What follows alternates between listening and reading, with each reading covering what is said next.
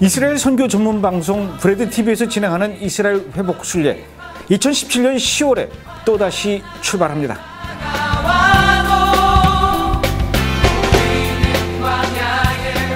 지난 4년간 매년 봄과 가을에 진행하면서 그동안 많은 경험과 노하우를 축적해오며 이젠 명실상부한 명품 이스라엘 회복 순례로 자리매김을 해온 브레드 TV의 이스라엘 회복 순례에 여러분을 초대합니다. 우선 2017년 10월 24일부터 11월 1일까지 진행되는 올리브 코스는 이스라엘을 처음 방문하는 분들을 위한 코스로 예수님이 태어나신 베들레헴과 예수님이 40일 동안 금식 기도하셨던 유대 광야, 예수님의 품속과도 같은 사역지 갈릴리 호수, 그리고 예수님의 거친 숨소리가 아직까지 배어있는 예루살렘의 감람산 비아 돌로로사, 이런 기본적인 성지도 방문하지만 그것보다도 더 중요한 것은 현재 하나님께서 이스라엘을 통해 어떤 일들을 하고 계시는지 확인하는 시간을 가지려고 합니다. 이스라엘에서 회복과 용서, 제3성전, 루터의 두 얼굴 등 제가 만든 영화를 관람하고 회복 영화 속의 주인공인 데이빗 오르티즈 목사님 가정 방문과 메시아닉주 교회를 방문해서 이스라엘에서 예수를 믿는다는 것이 얼마나 힘든 것인지 그들에게서 직접 이야기를 듣고 그들의 손을 잡고 위로하는 시간을 갖는 아주 특별한 시간을 가지려고 합니다. 매일 아침마다 이스라엘에 관한 강의를 제가 직접 진행하고요. 또 매일매일 그 현장에서도 특별 강의를 진행하면서 뜨거운 감동과 은혜의 시간이 될 것입니다. 제가 가장 꿈꾸던 곳, 한번 꼭 와보고 싶은 곳, 그리고 그런 곳에 와서 너무 감동을 많이 받았고 너무너무 감사했고요. 은혜 많이 받고 정말 이스라엘에 와서 눈물 없이 감동을 채우고 이번 너무 잘한 것 같아요. 이스라엘을 이미 한번 다녀왔거나 좀 더 색다른 이스라엘에서의 경험을 원하는 분들을 위해서 마련한 무화과 코스는 11월 2일부터 11월 10일까지 진행됩니다. 무화과 코스에서도 역시 기본적인 성지를 방문하기도 하지만 좀 더 이스라엘의 깊숙한 곳을 들여다보기 위해 유대인들의 재래시장을 방문해 그들의 삶의 모습을 이해하고 텔아비브에서 거리 찬양 집회를 하며 이스라엘 사람들에게 예수 그리스도의 사랑을 전할 생각입니다. 뿐만 아니라 예루살렘과 텔아비브의 24시간 기도타워를 방문하여 뜨겁게 이스라엘을 위해서 기도하는 시간을 가지려고 합니다. 네게브 사막의 베두인 텐트에서 모닥불을 피워놓고 메시아닉 목사님의 설교와 메시아닉 찬양 가수의 찬양을 듣고 사막의 별을 올려다보는 아주 특별하고 감동적인 시간을 가지려고 합니다. 이미 수년간 여러 차례 진행해온 프로그램이라 저희는 이스라엘로 언제 가야 하는지, 그리고 어떻게 무엇을 보고 누구를 만나며 어떤 경험을 하고 어떤 시간을 보내는 것이 우리에게나 이스라엘에게나 서로 좋은 시간이 될 것인지 아주 잘 알고 있습니다. 이번에도 역시 그 경험과 노하우를 최대한 활용하려고 합니다. 여러분, 이제 그만큼 이스라엘은 여러분 앞에 훨씬 더 가깝게 다가왔습니다. 그리고 여러분을 기다리는 이스라엘의 문은 활짝 열려 있습니다. 저는 여러분께 정말 자신 있게 말씀드릴 수 있습니다. 여러분이 이스라엘에 직접 가서 그 땅을 밟아보고 그들을 만나보고 그 현장에서 기도하는 일들은 여러분의 신앙생활에서 가장 소중하고 의미 있는 시간들이 될 것입니다. 그리고 그런 시간이 될 수 있도록 저와 브레드 TV는 최선을 다해 준비하겠습니다. 무조건 이스라엘만 가는 것이 중요한 것이 아닙니다. 가서 무엇을 보느냐, 누구를 만나느냐가 중요한 것이죠. 그리고 더 중요한 것은 누구와 함께 가느냐가 중요합니다. 여러분, 저와 함께 이스라엘로 가시죠. 제가 여러분을 하나님께서 약속하신 땅 이스라엘로 안내하겠습니다.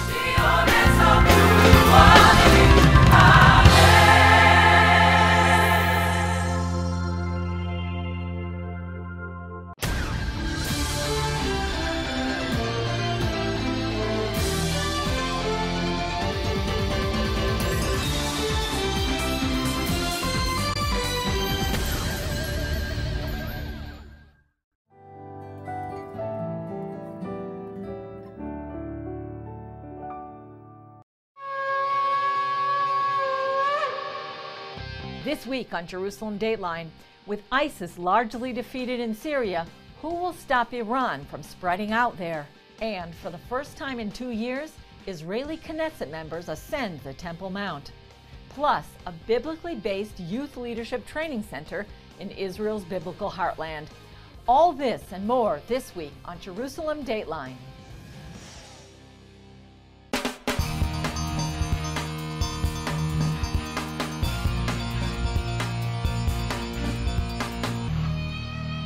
Hello and welcome to this edition of Jerusalem Dateline.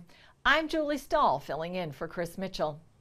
With ISIS largely defeated in Syria, Israel is sounding the alarm about Iran's intentions there to fill the power vacuum along what used to be Israel's quietest border. From his recent meeting with Russian President Vladimir Putin to the visit of UN Secretary General Antonio Guterres, Israeli Prime Minister Benjamin Netanyahu has one message. Iran is busy turning Syria into a base of military entrenchment, and it wants to use Syria and Lebanon as war fronts against its declared goal to eradicate Israel. This is something Israel cannot accept. A senior Israeli official was even quoted recently as warning Russia that Israel would bomb Syrian President Bashar Assad's palace in Damascus if Russia allowed Iran to make military advances in Syria. In an interview with the Jerusalem Post, U.S. Ambassador to Israel David Friedman said that the U.S. and Israel are of the same mind when it comes to keeping Iran from spreading out in Syria. Iran is a scorpion that will bite you eventually, and you can't cozy up to them. You see a growing concern in the United States about where Iran is headed and what their intentions are. Visiting U.S. lawmakers voiced their support for a strong U.S. position.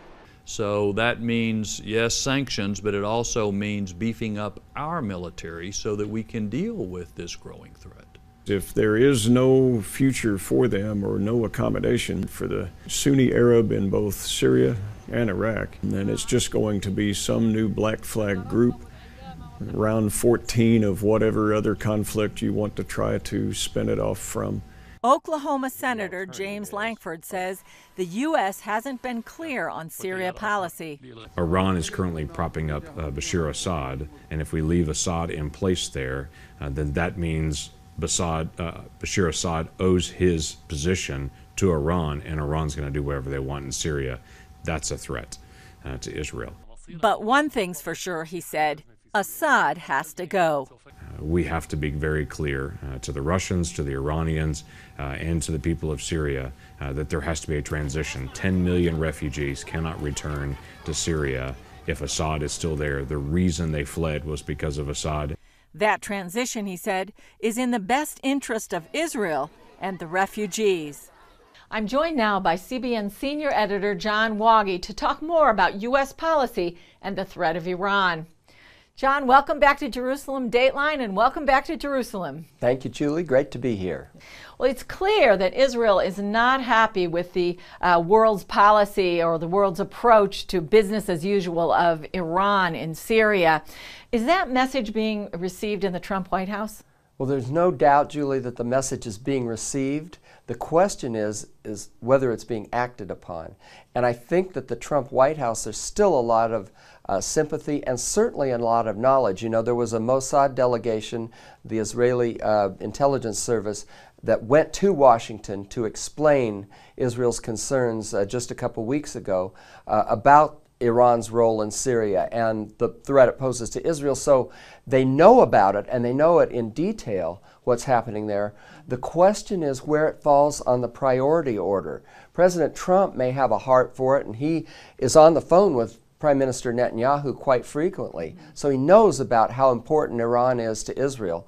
The question is whether his administration, in dealing with all the fires to put out, whether it's North Korea or Syria or ISIS attacking places like Barcelona, you know, that's where you've got to put it higher on the priority level. And right now, it doesn't seem that Iran's presence in Syria is generating that high priority target within Washington that Israel would like to see happen.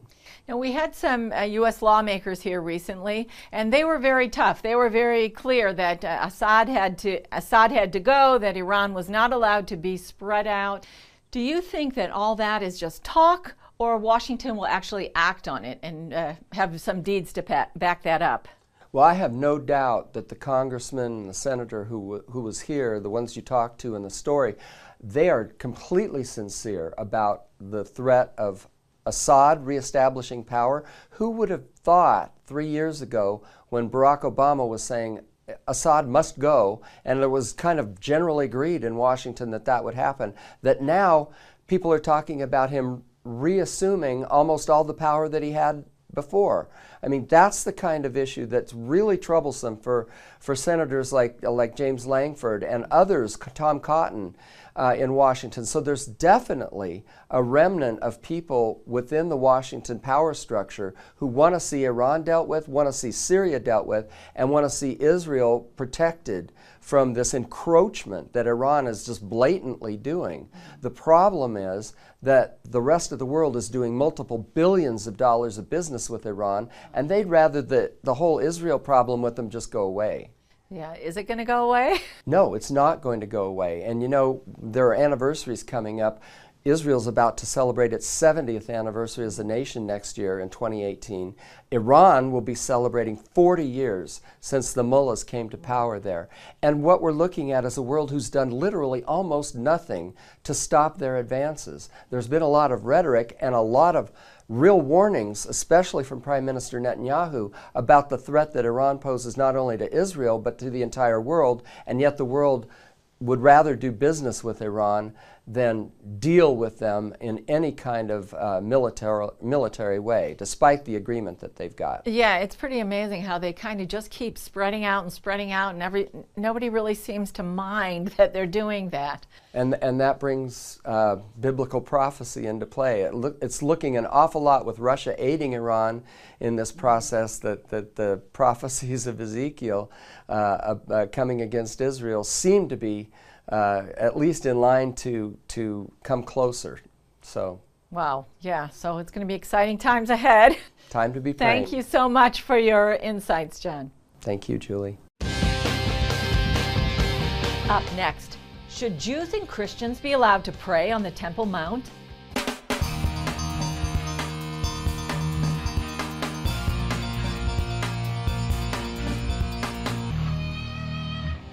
Should Jews, Christians, and other non-Muslims be allowed to pray on the Temple Mount? Palestinians, Jordanians, and many Muslims say a resounding no. Israel's High Court guarantees freedom of access to Jerusalem's Temple Mount, including freedom of worship, but the police prevent it out of fear of Palestinian riots. Still, more and more Israelis are demanding those freedoms. 2 Knesset members went up to the Temple Mount after the government eased up on the rule banning lawmakers from the site. John Woggy has that story. Muslims call it Haram al-Sharif, the noble sanctuary in Arabic. Al-Aqsa, including the mosque and the entire compound, is the 3rd holiest site in Islam. Muslims claim only they are allowed to pray there. Muslims have to pray, but others, Christians and Jews, they can visit, just visit. Not to make pray inside. For Jews, the Temple Mount is the most sacred place on earth. 2 Jewish temples stood here during Bible times. Jesus visited, preached, and worshiped at the 2nd temple before it was destroyed. But Muslims say it never existed. Archaeology backs up the Bible, which says it's our holiest place. It's the center. From the beginning of the Jewish people, many think from the beginning of the world, it's the center. For years, rabbis said it was forbidden for Jews even to set foot there, let alone pray on the Temple Mount, because it was too holy. Now religious and non-religious Jews want their rights secured to this most holy place. Linda Olmert is Deputy Director of the Temple Mount Heritage Foundation. Because we want freedom for everybody to pray on the Temple Mount. Isaiah says it will be a place for all nations. For the first time in 2 years, Israel's government recently allowed 2 Knesset members to visit the Temple Mount.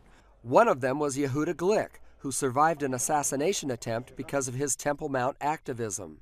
Left-wing Israelis protested his visit, fearing Arab violence. Those provocations that our members of Knesset are doing on the Temple Mount are not only dangerous, they are also violating what the Jewish tradition is about, which is sovereignty and inclusion. But Glick rejects the idea that he is provoking violence by going to a Jewish holy site. I call upon you to cooperate with us, all of those together who want peace in this place, and stop blaming others, and stop saying, look, because you go to Temple Mount, the terror is because of the terrorists, and it's because of those inciting it, and we are not giving the terrorists any presence. Since the 1967 Six-Day War, Jordan has kept religious control over the Temple Mount.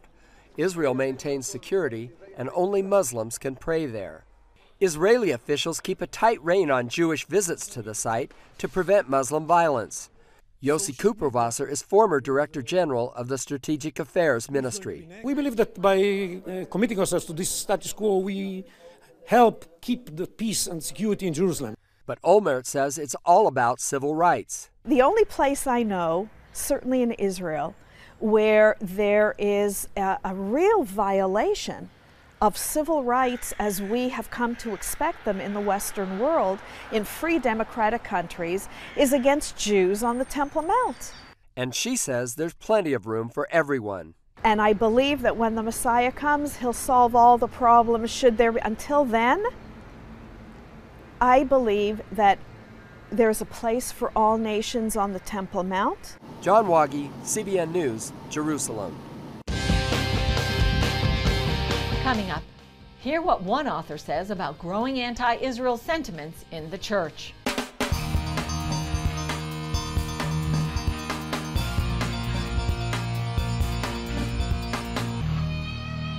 Tuvia Tenenbaum and his wife Miriam are popular writers who do their research out on the streets among the people. I spoke with them earlier about their latest book, The Lies They Tell, based on a trip across America. Here are some of the highlights. So Tuvia and Miriam Tenenbaum, welcome back to Jerusalem Dateline. Welcome to you. It's a pleasure to see you again. So you're going to talk to us about your new book, The Lies They Tell. The Lies They Tell, yeah. It is about the US of A, exactly. Yeah, so tell us, why did you write this book? I went with my dear wife, Izzy Tenenbaum, and together we drove around the United States, 28 states, plus Washington, D.C.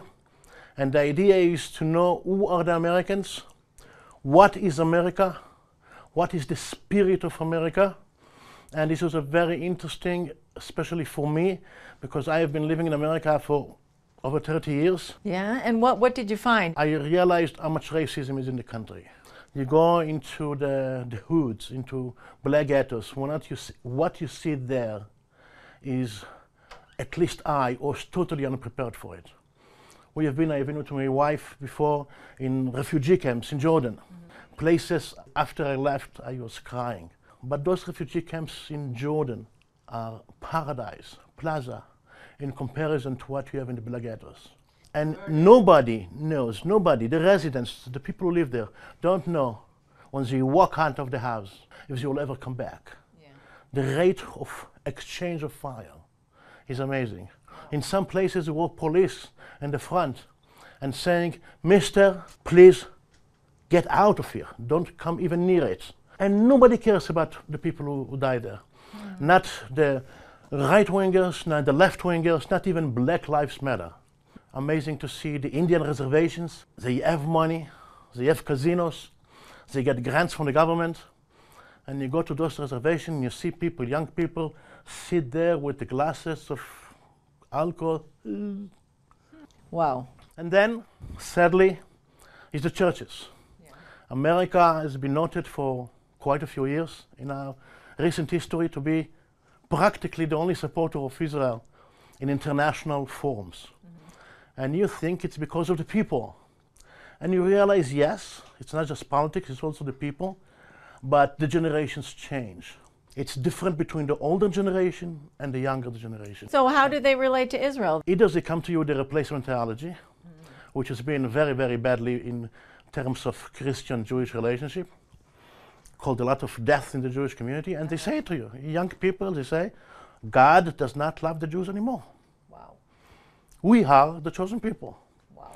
And that's one thing. And the other things you would say to you, and international things, and you would say, we asked them, are you for Israel or for Palestine? For Palestine. Free Palestine. And when I asked them, Judy, where is Palestine? That they don't know. So Miriam, what impacted you the most about this? Well, first of all, America is a gorgeous country, beautiful. But on the other side, like even if you go to Montana or South Dakota, people have an opinion about Israel and Palestine. I thought nobody would care about it, but people do care. People have an opinion, and that was very surprising to me. Was it regional at all? Like No. in certain areas there were No, different that was- things, or it was kind of across the board? But what was surprising was the fear of talking, the lack of freedom of speech. And how did you represent yourselves to the people you questioned? We just said we are journalists, we are coming to write a book about the United States, and we want to know who are you, the Americans. Just tell us what you think, what you believe on different subjects, be it climate change, be it Israel, be it your faith. What about anti-Semitism in general? Like, did you feel like there's a growing anti-Semitism there? There is a growing anti-Semitism, and you can see it. You know, they keep saying over and over, the Jews are rich, the Jews are Nazis, the Jews are, you know, abusing other people, the Jews take advantage. But what I didn't know is the levels of it. Like Jewish students in universities, in top universities, like, for example, UC Berkeley, you know, they say to me, you know, the ones who are pro-Israel and like Israel, I say, we don't open our mouth. Wow. If we said anything, we'd be basically outcast, we'd be boycotted, you know, it's like. Interesting. And that's it. And just get out. Get it out. Well, thank you so much for joining us on Jerusalem Dateline. Thank you. All the best. Up next, a biblically based leadership training center for Israeli youth.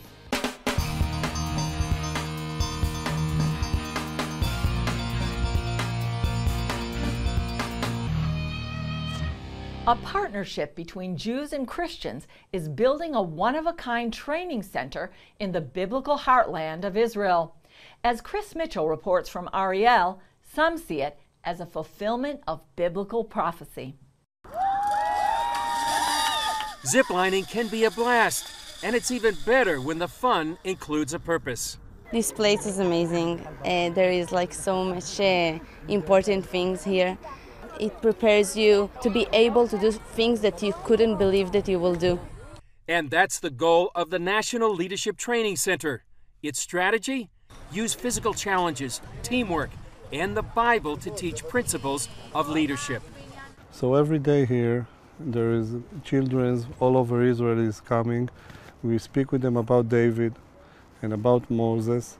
We speak about their leadership and their places in life and how they can dream to be like them and how they can put God inside their heart. We are reading verses from the Bible, so this is part of the thing that we are doing here. The idea came about after kids from Ariel visited a Christian retreat in the U.S. called J.H. Ranch. Ranch directors Heather Johnston and her husband Bruce first suggested the idea of a similar training program for Israel's young people to Ariel's late mayor. Ron Nachman came to J.H. Ranch himself, and while he was there, we shook hands across the table on 7707 and agreed that we would build together a national leadership site for Israel. Johnston sees it as a fulfillment of prophecy. Ezekiel foresaw that once the cities would be rebuilt and the Jews would gather on the mountains of Judea and Samaria, he said in verse 26 of chapter 36, I will take out the heart of stone and give you a heart of flesh and put a new spirit in you. And we just foresaw that that was going to be the next step. We believe that God has begun a movement in the country, something that is going to continue. Endorsed by Israel's education ministry, the program focuses on biblical characters to help teach lessons. For example, this obstacle is called Goliath. Participants stand on an 18-inch platform at the top of a 30-foot pole. They jump 7 feet out and 7 feet up to grab a trapeze. I decided to give it a try. The pole represents Goliath, the intimidating giant that stood and ridiculed Israel and literally stopped the military in their tracks. Well, in a similar way, we have Goliaths in our life, these huge giants, circumstantially, relationally, and we have to somehow find ourselves overcoming that, or not overcoming it, and trusting God at the same time. Because the person on belay, if you happen to miss the trapeze, guess what? You've just done a free fall into the open space. But the wonderful thing is that the belayer below is God. That person acts like God in your life, and they're always going to catch you. The pole shakes a little bit, and now the thing is to get over the platform. And there's a reason they call it the leap of faith. And yes, it was quite the challenge. After more than 10 years in the making, the center attracts people from all over Israel. People are telling each other over the medias, over people that bringing their friends. This is the way that we are recruiting people to come here. Johnston describes it as a remarkable partnership between Christians and Jews. It makes me feel like that we're a part of the unfolding of biblical history. God said, I'm going to beckon to the Gentiles, Isaiah 49:22, and I'm going to lift a banner to the nations, and they're going to carry you. They're going to put your daughters on their shoulders, your sons into their arms. In other words, when I want to rebuild this nation, I'm going to do it relationally. The park has already had a positive impact across generations and worldviews. I see here children that I see parents changing, I see parents and teenagers that start speaking with each other, I see Arabs and Jews speaking together, I see religious and non-religious speaking together, and my heart is filled with hope that we are going to have a better Israel that's going to impact all the world. And remember my decision to take the challenge? See for yourself. Chris Mitchell, CBN News, Ariel, in biblical Samaria. That's all for this edition. Thanks for joining us. For more stories like these, be sure to follow us throughout the week on Facebook, Twitter, and Instagram. And remember, the God that's watching over Israel and you and me neither slumbers nor sleeps. I'm Julie Stahl. We'll see you next time on Jerusalem Dateline.